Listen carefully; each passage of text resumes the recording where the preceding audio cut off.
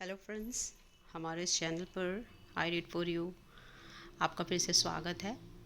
तो अपनी इस वीडियो को स्टार्ट करने से पहले हम आपसे कहना चाहेंगे, अगर आपने हमारे इस चैनल को सब्सक्राइब नहीं किया है तो प्लीज़ सब्सक्राइब कर लीजिए और बेल आइकन को दबा दीजिए ताकि आपको सभी वीडियोस का नोटिफिकेशन टाइम से मिलता रहे और हमारी ये जो जर्नी है लिटरेचर की वो बिना रुके आगे बढ़ती रहे। तो चलिए अपनी इस जो वीडियो है इसको स्टार्ट करते हैं। तो आज हम बात करते हैं विलियम वर्ड्सवर्थ, जो एक रोमांटिक पोइट हैं। 1770 से 1850 तक उनकी जो लाइफ स्पान है वो है, और ये जो उनका वर्क है उसका टाइटल है to the skylark. To the skylark जो है उनका बहुत इम्पॉर्टेंट वर्क है, रोमांटिक एरा के दौरान उन्होंने लिखा था। अगर इसके बैकग्राउंड की हम बात करें दोस्तों, तो इसके बैकग्राउंड में का जो एक बहुत ही इम्पॉर्टेंट आस्पेक्ट है, क्योंकि ये जो पोम थी, ये जो वर्क था विलियम वर्ड्सवर्थ ने लिखा था इंस्पायर होकर किससे, पीबी शैली, पर्सी वैसी शैली का एक वर्क था to a skylark. To a skylark, तो याद रखिएगा विलियम वर्ड्सवर्थ के वर्क का नाम है टू द स्काईलार्क। और टू अ स्काईलार्क या ओड टू स्काईलार्क जो है वो है पर्सी वैसी शैली, पीबी शैली शैली का वर्क है, जिसे इंस्पायर होकर विलियम वर्ड्सवर्थ ने 1825 में जो था इस वर्क को लिखा था। तो अगर हम बात करते हैं पीबी शैली के वर्क की, उसको लिखा गया था 1820 में। 1820 में, तो उसके 5 साल बाद जो लिखा गया, विलियम वर्ड्सवर्थ ने अपने इस वर्क को लिखा इंस्पायर होकर। जो है टू द स्काईलार्क को उन्होंने लिखा और 1825 में लिखा और पब्लिश इसको कराया गया दोस्तों 1827 में। 1827 में इसको पब्लिश कराया गया। After the 5 years he wrote in 1825 and 1827 में फाइनली इसको पब्लिश कराया गया। और ये जो है 18 लाइंस की है, ये जो पूरी पोम है 18 लाइंस के, और इसको 3 सेक्शन में डिवाइड किया गया है 6 लाइंस के।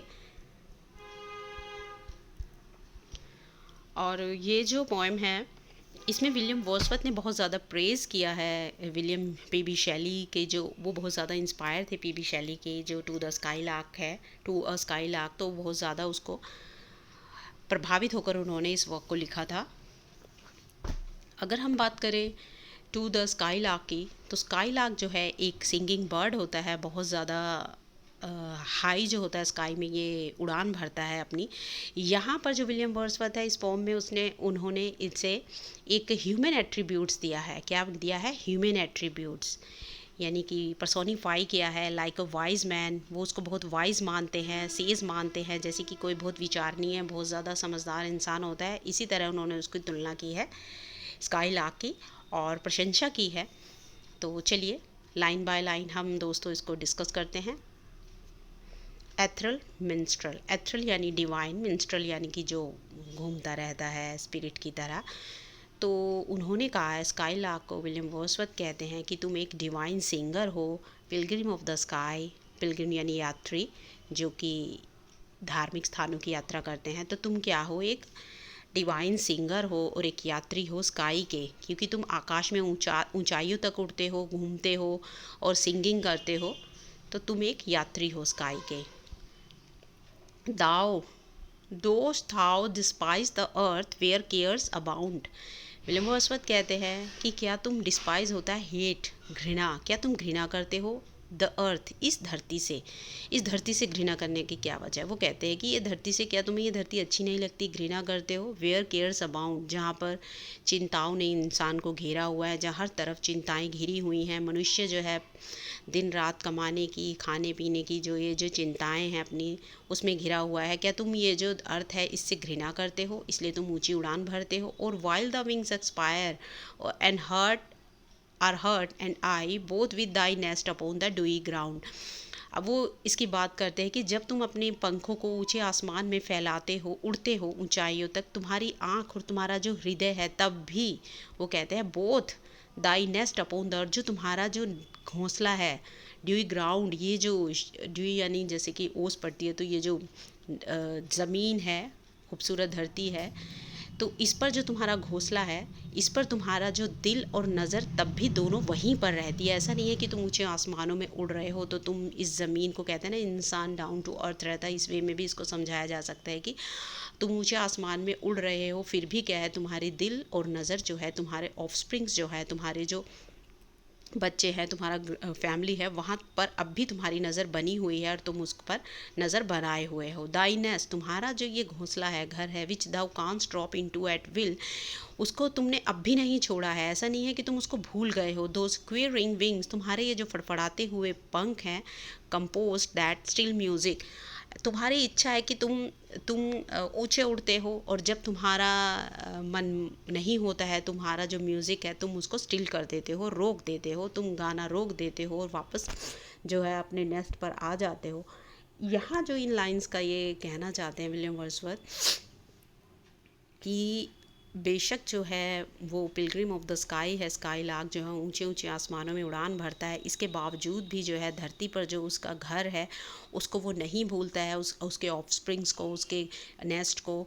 और वो जब उड़ता है तो गाता है, और जब वो नीचे आता है अपने नेस्ट के पास तो वो अपने म्यूज़िक को रोक देता है। तो मनुष्य को भी ऐसा होना चाहिए, बेशक वो ज़िंदगी में कितनी भी ऊंचाइयों को छू ले, पर जो उसकी ग्राउंड है, उसकी जो जड़ें हैं, रूट्स हैं, उसको उन्हें नहीं भूलना चाहिए। अपनी परिवार को, अपनी जो खून है, अपने रिश्ते हैं, उनको निभाते रहना चाहिए। Move to the next, to the last point of vision and beyond mount daring warbler, that love prompted strain twixt thee and thine a never failing bond, thrills not the less the bosom of the plain, yet mightst thou same proud privilege to sing all independent of leafy spring।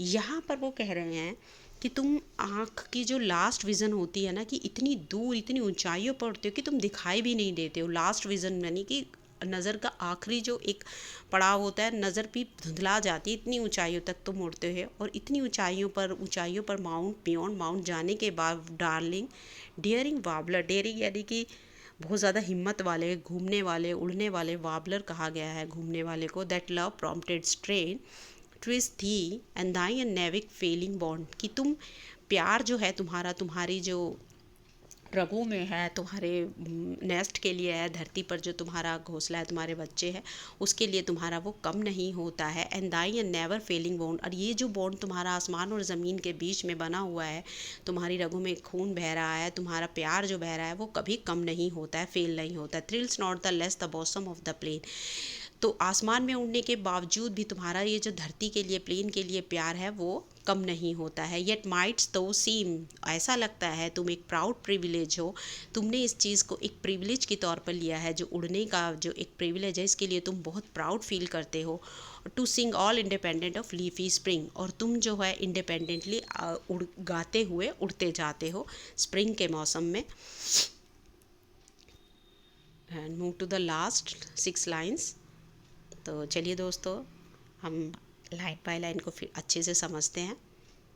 Leave to the nightingale her shady wood, a privacy of glorious light is thine, whence thou dost pour upon the world a flood of harmony।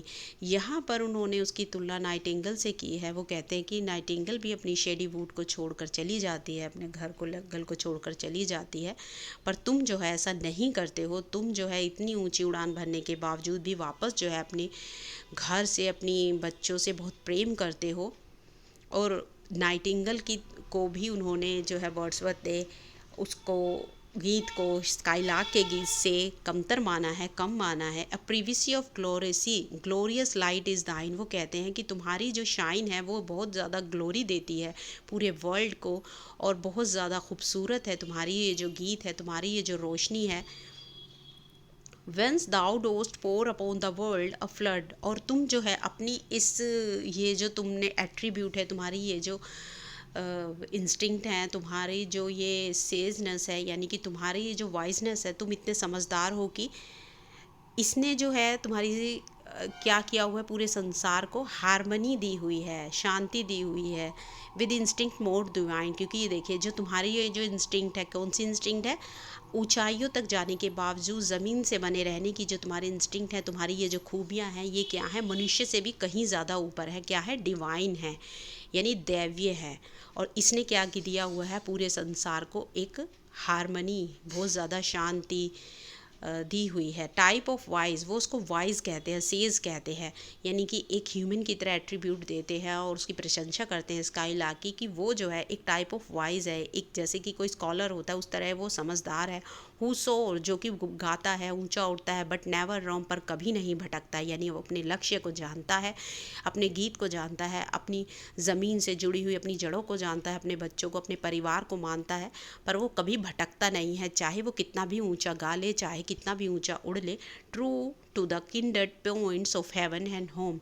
अब वो क्या है, true यानी कि वो सच्चा है, ईमानदार है, कहाँ के लिए, हेवन यानी आसमान में उड़ने के लिए भी, यानी कि ऊंचाइयों को भी वो जानता है, उसकी तरफ भी वो अपनी उड़ान को भी मानता है, उसकी तरफ भी वो एक ईमानदारी प्रकट करता है, और होम, और अपनी जो जड़ें होम है, अपने घर है, उसको भी नहीं भूलता, यानी दोनों के बीच में उसने बैलेंस बनाया हुआ है और दोनों के प्रति वो अपनी जो कार्य हैं उनको वो ईमानदारी से निभाता है।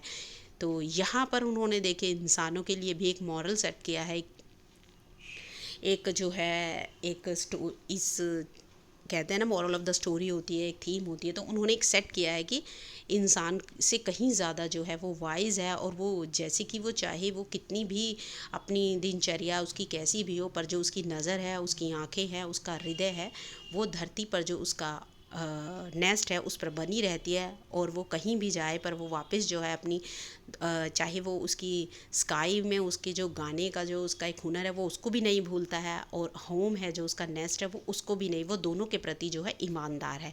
आई होप दोस्तों गाइस आपको ये जो एक्सप्लेनेशन है अच्छे से समझ आई होगी और आप बहुत अच्छे से इन चीज़ों को समझ गए होंगे। तो नेक्स्ट वीडियो में मिलते हैं वर्ड्सवर्थ के नेक्स्ट वर्क के साथ।